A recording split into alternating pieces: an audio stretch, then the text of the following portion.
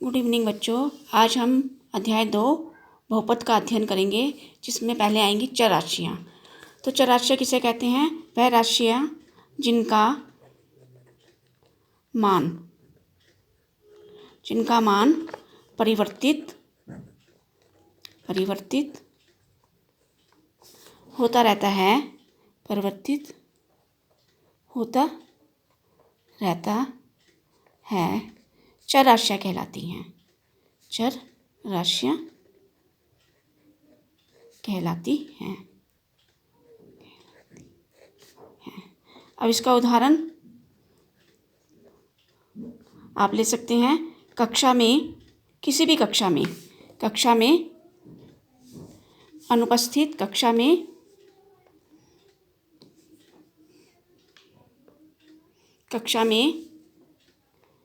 अनुपस्थित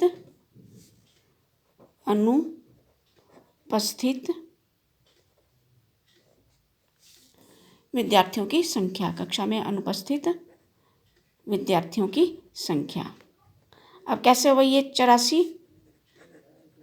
देखिए बच्चों, कहते कक्षा में अनुपस्थित विद्यार्थियों की संख्या क्या होती है? हर दिन क्या होती है? चेंज होती है। किसी दिन 1 एब्सेंट है, किसी दिन 2 एब्सेंट है, किसी दिन 3 एब्सेंट है, किसी दिन 4 एब्सेंट है। तो इसका मतलब क्या हुआ? कक्षा में जो अनुपस्थित विद्यार्थियाँ हैं उनका मान क्या हो रहा है? परिवर्तित हो रहा है। तो ये कक्षा में अनुपस्थित विद्यार्थी क्या होगी? आपके पास चर राशि होगी। इसी तरह से कक्षा में उपस्थित विद्यार्थी भी हैं। किसी दिन, जैसे पिछले साल आपकी कक्षा में 15 विद्यार्थी थे, तो किसी दिन 13 उपस्थित है, किसी दिन 14 उपस्थित है, किसी दिन 12 उपस्थित हैं। तो वो भी क्या है? कक्षा में उपस्थित विद्यार्थी क्या होंगे? आपकी चर राशि होगी। अब दूसरा है आपके पास अचर राशियाँ। वह राशियाँ जिनका मान अपरिवर्तित रहता है,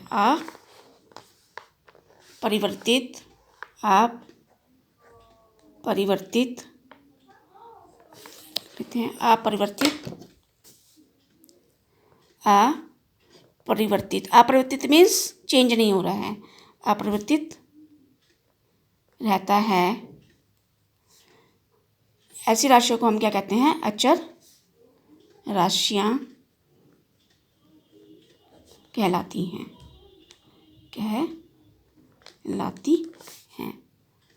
अचर राशियाँ कहलाती हैं। उदाहरण, कक्षा में कुल विद्यार्थियों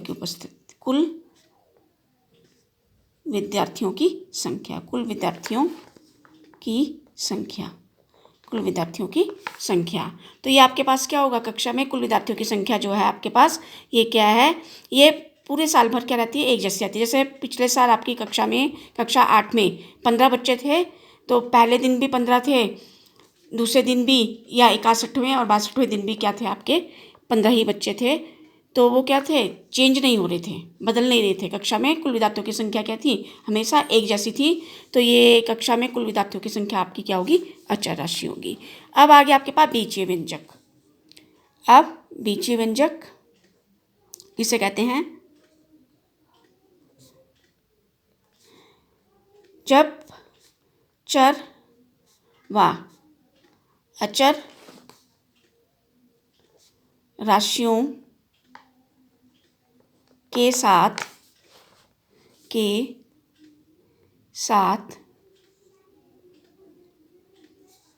गणितीय संक्रियाओं। तो गणितीय संक्रियाएं कौन कौन सी होती हैं आपकी? जोड़ना, घटाना, गुना और भाग का प्रयोग किया जाता है।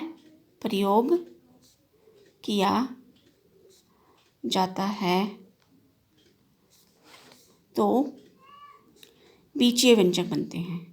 तो बीजीय व्यंजक बनते हैं। अब इसका उदाहरण, बीजीय व्यंजक बनते हैं। उदाहरण आगे आपके पास, जैसे 2x + 3, ये बीजीय व्यंजक है। अब देखिए आपके पास ये क्या होगी? आपके पास x क्या आपके पास चर राशि है, ठीक है। अब और ये क्या आपके पास अचर राशि है। ये 2 भी क्या आपके पास अचर राशि है। अब 2x में 2 गुना x है, तो यहाँ पे गुना और इन दोनों पदों के बीच में प्लस का प्रयोग हो रहा है, तो ये 2 गणितीय संक्रियाएं प्रयोग में लाए हैं हम, एक प्लस और एक गुना आ गया। इसी तरह से x² प्लस x और प्लस 1, ये भी क्या है आपका बीजीय व्यंजक है। तो यहाँ पे आपने सिर्फ क्या कहते हैं, जो कौन सी गणितीय संक्रिया प्रयोग में लाए हैं आप, एडिशन की, जोड़ने की लाए हैं। तो ऐसे आप कई उदाहरण ले सकते हैं। अब है आपके पास मेन जो आपका चैप्टर स्टार्ट है, बहुपद। अब बहुपद किसे कहते हैं? अब एक है ऐसे बीजीय व्यंजक, ऐसे बीजीय व्यंजक जिसमें घातांक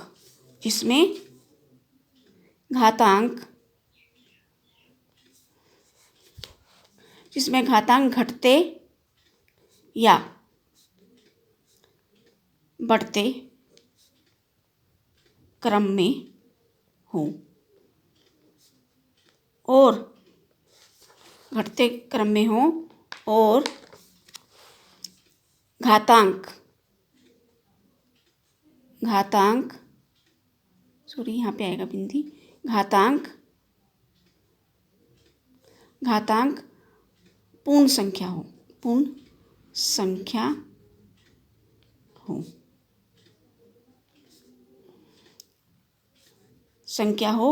तो ऐसे बीजीय व्यंजकों को हम ऐसे बीजीय व्यंजकों को बहुपद कहते हैं।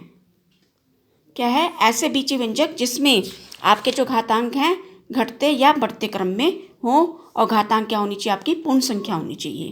तो ऐसे बीजीय व्यंजकों को हम क्या कहते हैं, बहुपद कहते हैं। उदाहरण जैसे आपके पास ये आ गया x³ plus x² plus x plus 1। तो आपके पास क्या है, ये यहाँ पे देखिए आप, ये क्योंकि एक चर में, क्योंकि हमारे पास जो सिलेबस में है वो एक चर में बहुपद है, इसलिए हम एक चर में लेंगे। ये 2 चर में भी हो सकते हैं बहुपद, 3 चर में भी हो सकते हैं, लेकिन हमारे पास सिलेबस में एक चर में, तो हम एक चर में लेंगे। तो हमने एक चर कौन सा है आपके पास, x, इसमें लिया है। यहाँ पे देखिए आप, ये घातांक है, यहाँ पे 3 है, यहाँ पे 2 है, यहाँ पे 1 है, यहाँ पे कुछ नहीं है, तो इसका मतलब क्या है, इसके साथ क्या होगा, x⁻0 होगा। तो x⁻0 मीन्स 1 होगा। ठीक है, x समथिंग ⁻0 क्या होता है, 1 होता है। तो आपके पास यहाँ देखिए घातांक क्या आपके पास घटते क्रम में है, तो ये आपके पास क्या हो गया, बहुपद हो गया। इसी तरह अगर इस तरह से है,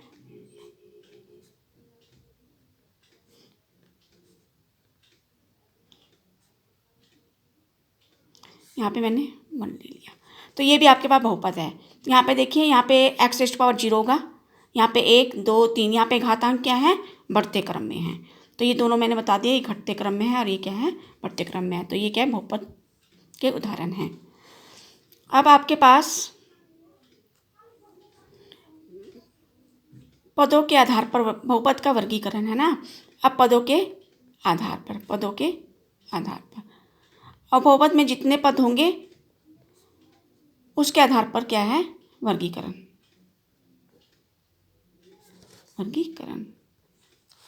बहुपद में पदों के आधार पर वर्गीकरण। अब एक पदी आपने ये 8th में पढ़ रखे हैं, एक पदी जिसमें एक पद हो, तो इसका उदाहरण ले लिया आपने, जैसे खाली 1 है या x है या 2x² है, तो आपके पास क्या है, एक पदी के उदाहरण है। द्विपदी, तो आपके पास क्या कहते हैं, द्विपदी मीन्स 2 पद होंगे उसमें, ये आपके पास 2 पद होंगे।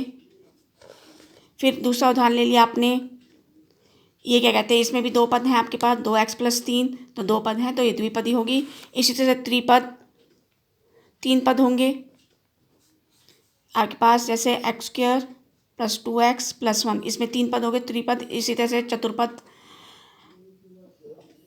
इसी तरह से बहुपद, मतलब कि त्रिपद से ज़्यादा हो जाएंगे तो उसको हम बहुपद कहते हैं। तो आपके पास ये उदाहरण है, एक पदी, द्विपदी, त्रिपदी, चतुर्पद, पंचपद, तो आप देख सकते हैं।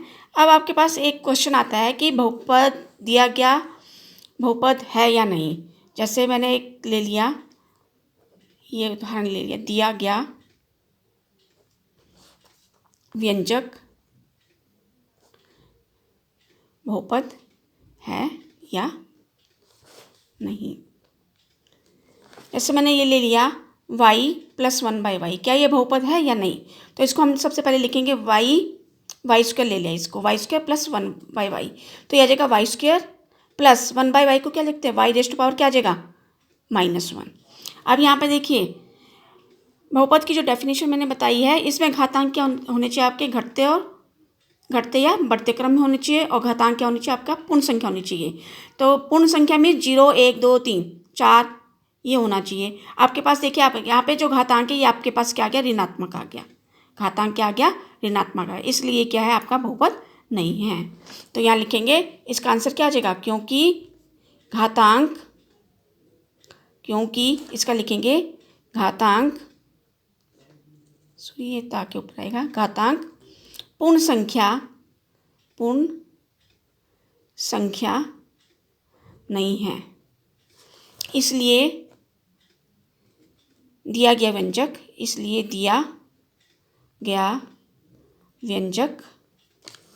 बहुपद नहीं है,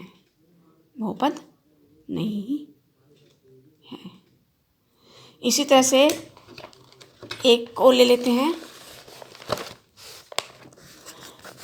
दूसरा उदाहरण ले लेती हूँ मैं। ये आ गया आपके पास y² + y और प्लस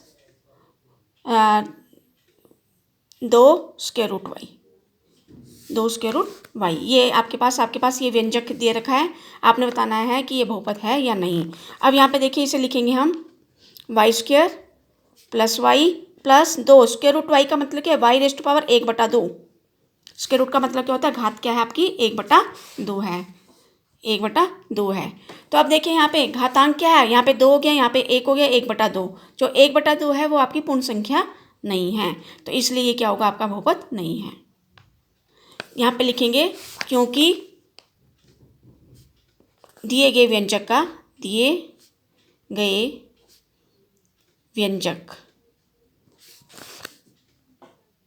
का घातांक पूर्ण संख्या नहीं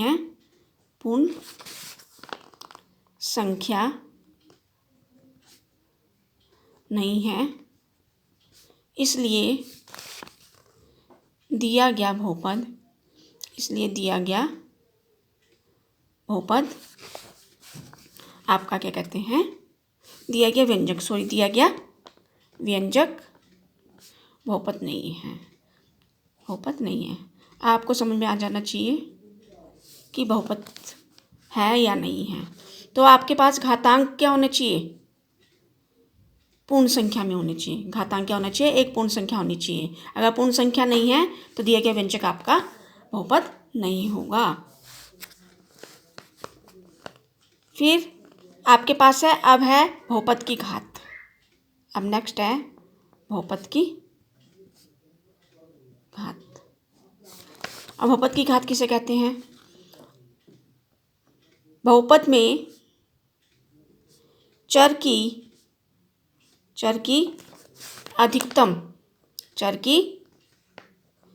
अधिकतम घातांक को, घातांक मीन्स घात वाला अंक, घातांक को बहुपद की घात कहते हैं, बहुपद में चर की अधिकतम घातांक को बहुपद की घात कहते हैं।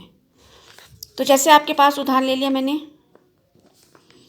x³ + x² + x + 1। यहाँ पे चर की अधिकतम घात क्या है, 3 है, चर की अधिकतम घातांक क्या है आपका 3 है, तो इसलिए बहुपद की घात क्या हो जाएगी 3 है। तो इसका आंसर आ जाएगा, क्योंकि ऐसे क्वेश्चन भी आपके पास, तो आप आंसर ऐसे लिखेंगे, क्योंकि बहुपद में चर का अधिकतम घातांक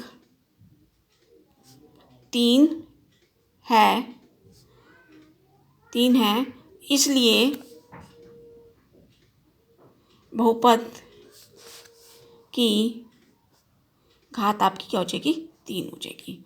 इसको हम त्रिघाती बहुपद भी कहते हैं। जिस बहुपद की घात 3 होती है उसे हम त्रिघाती बहुपद भी कहते हैं। तो ये आपका क्या है? त्रिघात बहुपद है। फिर दूसरा ले लिया मैंने 2x² प्लस x प्लस 1। दूसरा उदाहरण ले लिया मैंने। तो यहाँ पे बहुपद के अधिकतम इस बहुपद में चर का अधिकतम घातांक क्या है? 2 है। तो ये क्या होगा आपके पास? इसमें बहुपद की घात क्या हो जाएगी? 2 आ जाएगी। तो इसी तरह से आंसर लिखना है। आप इसी तरह से लिखेंगे, क्योंकि बहुपद में चर की अधिकतम घातांक आपका क्या है? 2 है। अधिकतम घातांक 2 है। 2 है, इसलिए बहुपद की घात 2 है बराबर 2। और जिस बहुपद की घात 2 होती है उसको हम द्विघात बहुपद कहते हैं। ठीक है। तो द्विघात बहुपद की अपने आप लिख लोगे यहाँ पे। द्विघात बहुपद की डेफिनेशन अपने आप लिखोगे। जिस बहुपद की घात 2 होती है उसे हम द्विघात बहुपद कहते हैं।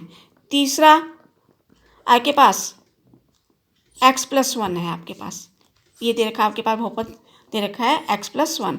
तो यहाँ पर क्या है? चर की अधिकतम घात x मीन्स 1। तो यहाँ पे आ जाएगा, क्योंकि बहुपद में चर का अधिकतम घातांक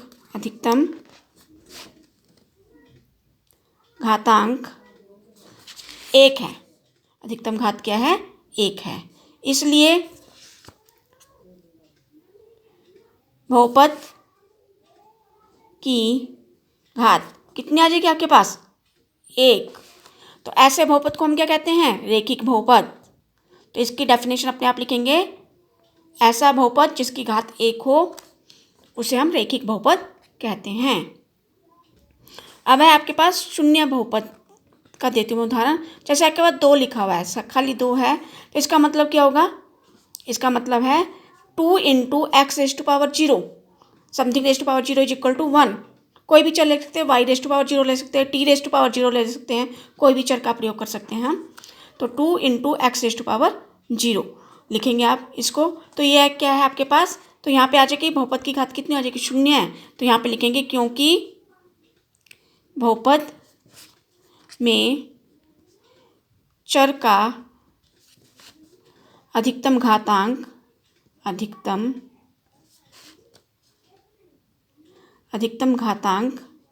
आपका क्या है?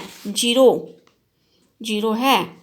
इसलिए बहुपद की घात यहाँ पे क्या हो जाएगी? 0। समझ में आया क्यों हुआ 0? 2 को क्या लिखेंगे? 2 × x⁻0। x⁻0 का मतलब कि 1 हो जाएगा। 2 × 1 क्या हो जाएगा? 2 हो जाएगा। तो ऐसे बहुपद, ये क्या है? शून्य। इसको कहते हैं हम शून्य बहुपद। इसको हम क्या कहते हैं? शून्य बहुपद कहते हैं। तो अपने आप लिखेंगे यहाँ पर डेफिनेशन। ऐसा बहुपद जिसकी घात 0 हो, ऐसे बहुपद को हम क्या कहते हैं? शून्य बहुपद कहते हैं। Thank you.